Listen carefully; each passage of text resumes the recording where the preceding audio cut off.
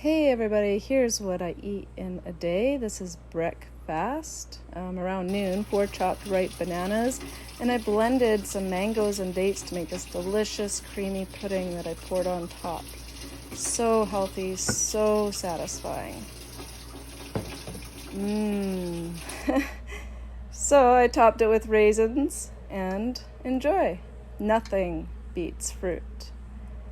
So I just wanted to say that, remember, detox is not something we do to our bodies. It is something our bodies do to us. And there is no food or product or herb which detoxes your body. Only the body. Now message me if you want to join our Terrain Diet Support Group. This is an awesome place where people, are learning daily how to elevate their health and to heal their health issues. So please send me a message if you'd like to join.